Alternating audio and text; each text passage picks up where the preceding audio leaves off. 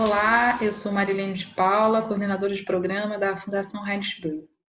Nesse momento de distanciamento social, a Fundação realiza o Conversas com a BOL, uma série de entrevistas com pesquisadores e ativistas.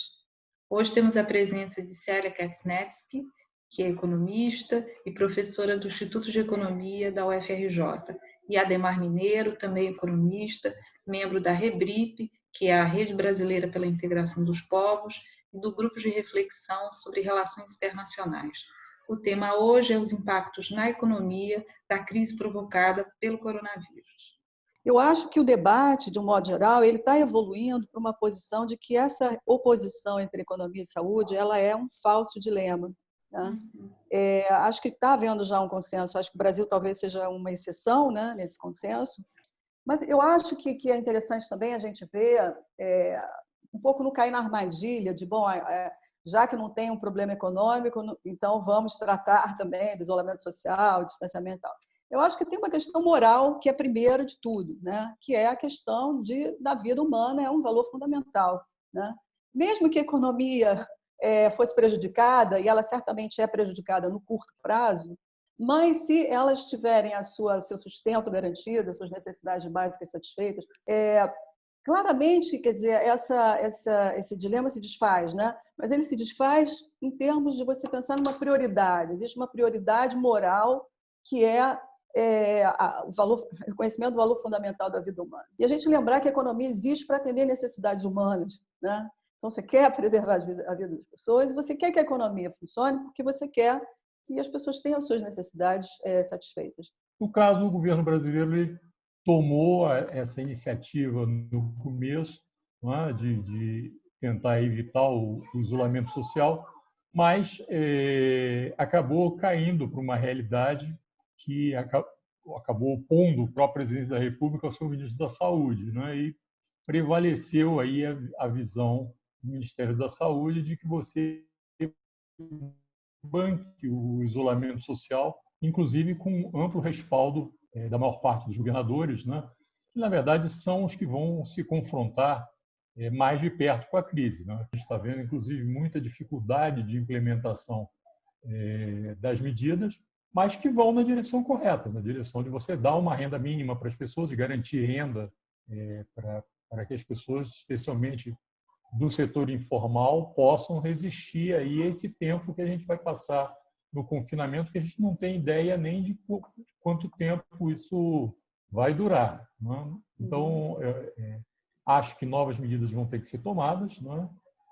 Acho que, do ponto de vista das medidas para o mercado de trabalho formal, você está impondo perdas expressivas aos trabalhadores do setor formal, né? Com essa possibilidade de redução salarial. Na verdade, caminhando nesse sentido, você esquece também que quando você está tirando renda dos trabalhadores, você está prejudicando, inclusive, a retomada da economia lá na frente. Né? Então, ao reduzir a renda dos trabalhadores com algumas dessas medidas que estão vindo, você, em realidade, está dificultando a retomada da economia mais à frente.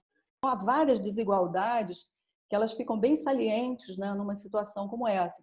Essa situação ela mostra a desigualdade de vulnerabilidade ou de exposição ao risco de diferentes grupos na população. A desigualdade que passa pela questão também da habitação. Né? Em países como o nosso, por exemplo, esses fatores eles tendem a se acumular. Né? Essas vulnerabilidades elas tendem a se acumular em torno de variáveis mais socioeconômicas mesmo. Essa crise de saúde, ela explicitou um problema. Ela agrava o problema, concordo, mas ela, de fato, explicitou um problema que a gente já tinha. A própria dificuldade agora de achar quem são as pessoas mais atingidas pela crise e como levar adiante o programa de colocar renda na mão das pessoas, mostrou essa dificuldade. Ou seja, nós não sabemos, a essa altura, nós não sabemos nem quem é esse tal do informal. Talvez você possa pensar que você tenha vários informais, né, diversos níveis de informalidade, Eu espero que, com essa explicitação dada pela crise, a gente possa discutir como gerenciar essa questão do mercado de trabalho, tomando em consideração mais essa questão. Ou seja, você tem uma nova informalização que se soma à informalização antiga que você já tinha e que continua, porque, evidentemente, nesse momento, você tem uma concentração do debate, né, na questão da pandemia, isso é absolutamente essencial, não é? Mas o momento seguinte vai ser de administrar uma crise econômica de larguíssimas proporções. O mundo passou por um experimento que eu acho desastroso, né? É um experimento falido, que a crise deixou bastante claro que ele é falido, de desregulamentação do mercado de trabalho, né? Então, houve uma aposta numa flexibilização generalizada, né? Que isso seria a resposta que o mundo deveria dar às questões de desemprego, etc. E ficou bastante claro que essa resposta ela não é sólida. Quem apostou menos nisso teve um comportamento melhor no mercado de trabalho, vai sair melhor dessa crise. Então, essa dissolução, essa solvência, né, no mau sentido aí do mercado de trabalho, é algo que a gente precisa voltar atrás e reconfigurar, né, pensar numa re-regulamentação desse mercado de trabalho. Dentro disso, obviamente, a organização do trabalho também é muito importante, né? Uma coisa que a gente vê na crise, que países que pensaram nas reformas ou nas políticas, nas intervenções para a situação de crise, contando como um dos interlocutores, os sindicatos, né, as formas de organização do trabalho, conseguiram ir mais rápido, né, fazer as políticas mais rapidamente. A gente tem que voltar a pensar essas instituições do mercado de trabalho que são muito importantes. Não só, isso é interessante, a gente sempre soube que elas eram importantes para proteger os salários, para eventualmente proteger os empregos, mas elas também têm uma função de coordenação. Numa hora de crise, você tem que ter um representante do trabalho para sentar na mesa junto com o governo e pensar como é que a gente vai fazer a travessia, né, numa situação como essa. A outra coisa que eu acho que é importante também, que sai um pouco de lição da crise, é você pensar a questão da renda mínima garantida como sendo algo que tem que ser institucionalizado no país.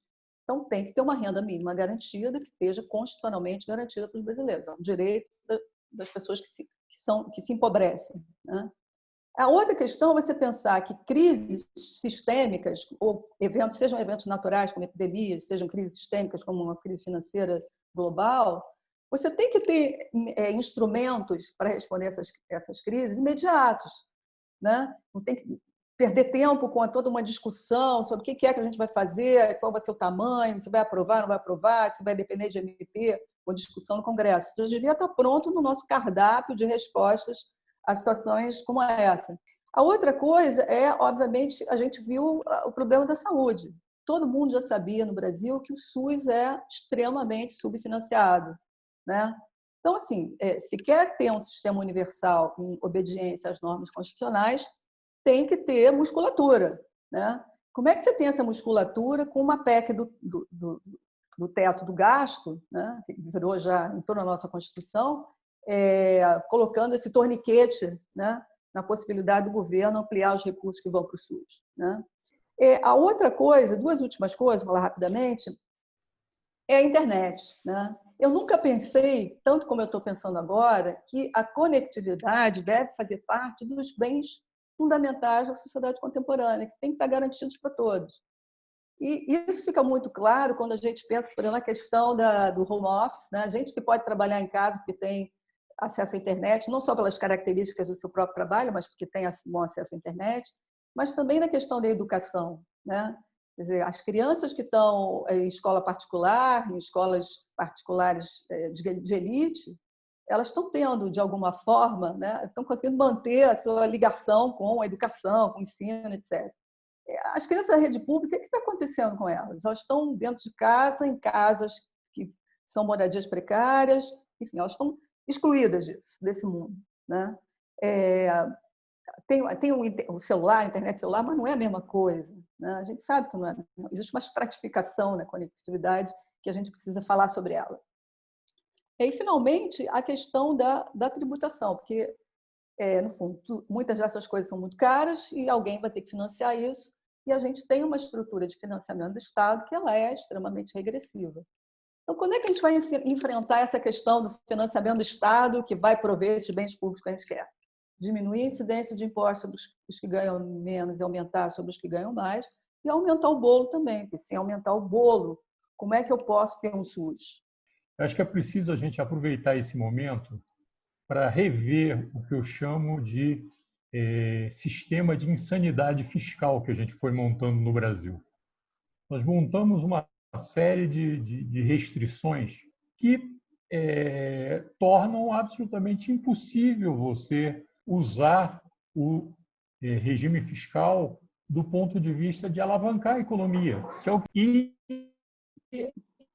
além do mais, amarrou de tal forma os níveis subnacionais, os estados e municípios, que isso está ficando sufocante, né, nesse momento, porque a União, ela, de certa forma, tem poder de emissão, emite dívida também, emite moeda, então ela se livra do problema, né, com os seus mecanismos. Os estados e municípios não têm essa capacidade. Como você usar o sistema tributário como um elemento de redistribuição de renda, se a crise tem alguma coisa positiva, é te obrigar a repensar o que você vinha fazendo